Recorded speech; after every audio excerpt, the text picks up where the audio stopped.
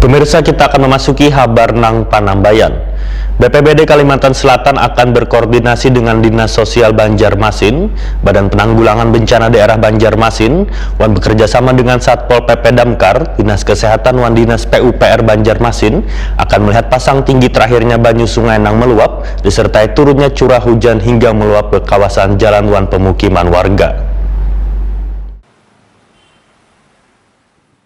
BPBD Kalimantan Selatan akan berkoordinasi dengan Dinas Sosial Banjarmasin, Badan Penanggulangan Bencana Daerah Banjarmasin wan bekerjasama dengan Satpol PP Damkar, Dinas Kesehatan wan Dinas PUPR Banjarmasin akan melihat pasang tinggi terakhir banyu sungai Nang meluap disertai turunnya curah hujan hingga meluap ke kawasan jalan wan pemukiman warga. Demikian dipedahkan Wali Kota Banjarmasin Ibnu Sina, Wahetakuni Prima TV Jelang tengah hari Kamis 14 Januari 2021. Hasil pemantauan ini nantinya, ujar Ibnu Sina, akan dipakai sebagai referensi untuk pembangunan kota 1000 sungai ini ke depannya nanti. Jika tahun mendatang masih ada banyu pasang atau mengenai salah satu kawasan di titik tertentu, maka secepatnya bisa tertangani dengan baik. Pemantauan ini juga bertujuan untuk memastikan bila alat telemetri milik pemerintah kota berfungsi dengan baik, sehingga informasi terkait dengan pasang tertinggi maupun curah hujan dapat diatasi secepatnya.